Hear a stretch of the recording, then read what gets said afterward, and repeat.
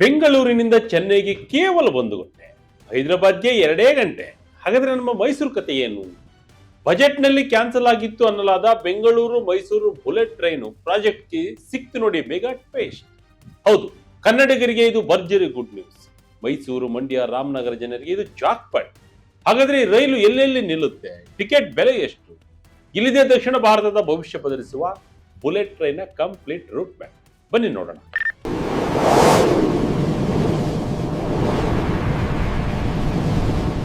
ವೀಕ್ಷಕರೇ, ಕೇಂದ್ರ ಬಜೆಟ್ನಲ್ಲಿ ಘೋಷಣೆಯಾಗಿದ್ದ ಬೆಂಗಳೂರು ಚೆನ್ನೈ ಮತ್ತು ಬೆಂಗಳೂರು ಹೈದರಾಬಾದ್ ಹೈ ಸ್ಪೀಡ್ ರೈಲು ಅಂದರೆ ಭವಿಷ್ಯದ ಬುಲೆಟ್ ಟ್ರೈನ್ ಪ್ರಾಜೆಕ್ಟ್ ನ ಕಂಪ್ಲೀಟ್ ರೂಟ್ ಮ್ಯಾಪ್ ಅಥವಾ ಅಲೈನ್ಮೆಂಟ್ ಅನ್ನ ಭಾರತೀಯ ರೈಲ್ವೆ ಇದೀಗ ಬಿಡುಗಡೆ ಮಾಡಿದೆ. ಇದೆಲ್ಲದರ ಮಧ್ಯೆ ನಮ್ಮ ಕನ್ನಡಿಗರಿಗೆ, ಅದರಲ್ಲೂ ಹಳೇ ಮೈಸೂರು ಭಾಗದ ಜನರಿಗೆ ಒಂದು ಭರ್ಜರಿ ಗುಡ್ ನ್ಯೂಸ್ ಸಿಕ್ಕಿದೆ. ಹೌದು, ಬಜೆಟ್ನಲ್ಲಿ ಕೈ ಬಿಡಲಾಗಿದ್ದ ಬೆಂಗಳೂರು ಮೈಸೂರು ಬುಲೆಟ್ ಟ್ರೈನ್ ಮಾರ್ಗದ ಅಂದಾಜು ರೂಟ್ ಮ್ಯಾಪ್ ಕೂಡ ಈಗ ಹೊರಬಿದ್ದಿದೆ. ಕೇವಲ 1 ಗಂಟೆಯಲ್ಲಿ ಮೈಸೂರಿನಿಂದ ಚೆನ್ನೈ ಕಡೆಗೆ ಅಥವಾ ಹೈದರಾಬಾದ್ ಕಡೆಗೆ ಕನೆಕ್ಟ್ ಆಗುವ ಮೆಗಾ ಪ್ಲಾನ್ ರೆಡಿಯಾಗಿದೆ.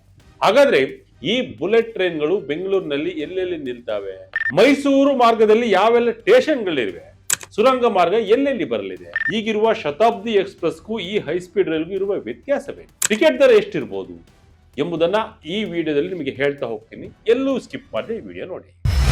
ಬೆಂಗಳೂರಿನಿಂದ ಮೈಸೂರಿಗೆ ಬುಲೆಟ್ ಟ್ರೈನ್ ರೈಲ್ವೆ ಮ್ಯಾಪ್ ನಲ್ಲಿ ಬಂದ ಮಿಸ್ ಆಗಿದ್ದ ರೋಡ್. ಕನ್ನಡಿಗರಿಗೆ, ಅದರಲ್ಲೂ ಮೈಸೂರು ಭಾಗದವರಿಗೆ ಗುಡ್ ನ್ಯೂಸ್ ಸಿಕ್ಕಿದೆ. ಕೇಂದ್ರ ಬಜೆಟ್ ನಲ್ಲಿ ಕೈ ಬಿಡಲಾಗಿದ್ದ ಮೈಸೂರು ಬೆಂಗಳೂರು ಬುಲೆಟ್ ರೈಲು ಯೋಜನೆ ಮತ್ತೆ ಬಂದಿದೆ. ರೈಲ್ವೆ ಇಲಾಖೆ ಬಿಡುಗಡೆ ಮಾಡಿರುವ ಅಲೈನ್ಮೆಂಟ್ ನಲ್ಲಿ Chennai Bengaluru Mysuru high speed corridor ಕಾಣಿಸಿಕೊಂಡಿದೆ.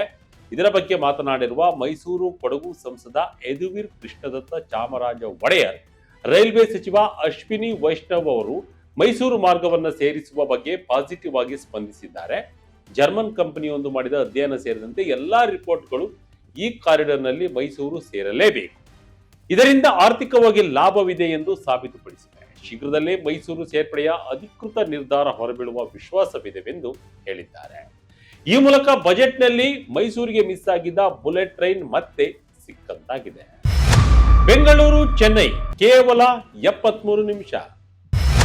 ಬೆಂಗಳೂರಿನಲ್ಲಿ 16 ಕಿಲೋಮೀಟರ್ ಸುರಂಗ ಮಾರ್ಗ. ಮೊದಲಿಗೆ ಬಹುನಿರೀಕ್ಷಿತ ಬೆಂಗಳೂರು ಚೆನ್ನೈ ಕಾರಿಡಾರ್ ಬಗ್ಗೆ ನೋಡೋಣ. ಈ ಮಾರ್ಗ ಒಟ್ಟು 306 ಕಿಲೋಮೀಟರ್ ಉದ್ದ ಇರಲಿದೆ. ಈ ಬುಲೆಟ್ ಟ್ರೈನ್ ಗರಿಷ್ಠ 350 ಕಿಲೋಮೀಟರ್ ಡಿಸೈನ್ ಸ್ಪೀಡ್ ಹೊಂದಿದ್ದು, ಆಪರೇಷನಲ್ ಸ್ಪೀಡ್ ಅಂದ್ರೆ 320 ಕಿಲೋಮೀಟರ್ ವೇಗದಲ್ಲಿ ಓಡಲಿದೆ. ಇದರ ಅರ್ಥ ಸಿಲಿಕಾನ್ ಸಿಟಿಯಿಂದ ಚೆನ್ನೈಗೆ ಕೇವಲ 1 ಗಂಟೆ 13 ನಿಮಿಷಗಳಲ್ಲಿ ನೀವು ಬರಬಹುದು.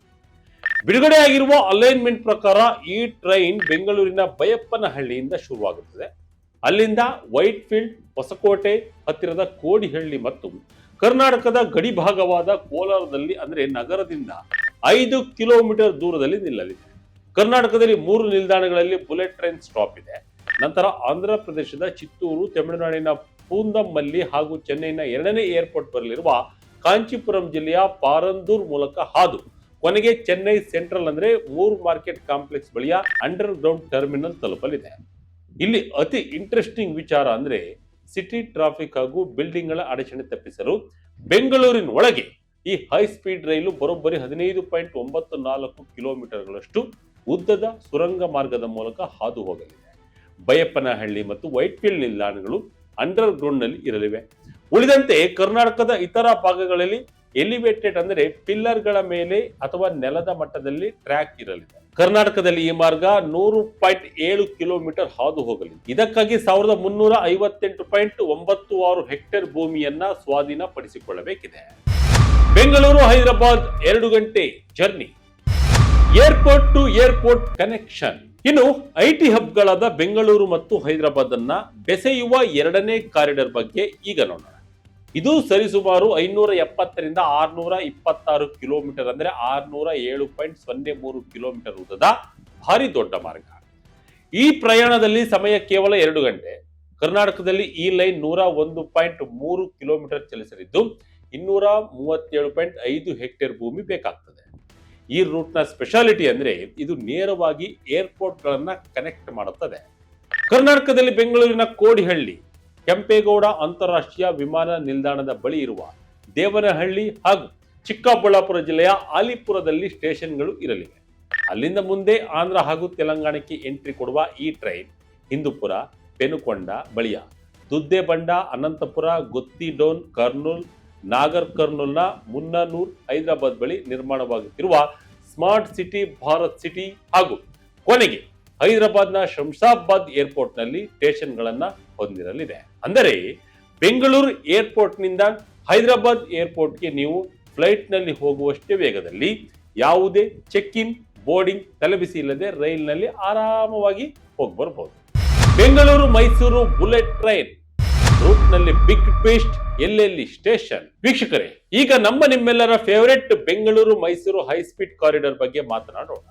ಕೇಂದ್ರ ಬಜೆಟ್ ನಲ್ಲಿ ಕೇವಲ ಚೆನ್ನೈ ಮತ್ತು ಹೈದರಾಬಾದ್ ರೂಟ್ ಗಳನ್ನ ಮಾತ್ರ ಘೋಷಣೆ ಮಾಡಿದಾಗ ಕರ್ನಾಟಕದ ರೈಲ್ವೆ ಬಳಕೆದಾರರು, ಹೋರಾಟಗಾರರು ಸಿಕ್ಕಾಪಟ್ಟೆ ನಿರಾಸೆಗೊಂಡಿದ್ದರು. ಮೆಜೆಸ್ಟಿಕ್ ನಂತಹ ಮುಖ್ಯ ಟ್ರಾನ್ಸಿಟ್ ಹಬ್ಗೆ ಈ ರೈಲ್ಗಳು ಟಚ್ ಆಗ್ತಿಲ್ಲ ಅನ್ನೋ ಬೇಸರ ಒಂದು ಕಡೆ ಆದರೆ, ಮೈಸೂರನ್ನ ಕೈಬಿಟ್ಟಿದ್ದು ದೊಡ್ಡ ಆಕ್ರೋಶಕ್ಕೆ ಕಾರಣವಾಗಿತ್ತು. ಯಾಕೆಂದ್ರೆ ಫಿಸಿಬಿಲಿಟಿ ಇಶ್ಯೂ ಇದೆ ಅಂತ ಮೈಸೂರು ಮಾರ್ಗವನ್ನ ಪೆಂಡಿಂಗ್ ಇಡಲಾಗಿತ್ತು. ಆದರೆ ಈಗ ಬಿಡುಗಡೆಯಾಗಿರುವ ಡಾಕ್ಯುಮೆಂಟ್ ನಲ್ಲಿ ಮೈಸೂರು ಮಾರ್ಗದ ಅಂದಾಜು ಅಲೈನ್ಮೆಂಟ್ ರಿಲೀಸ್ ಆಗಿದೆ.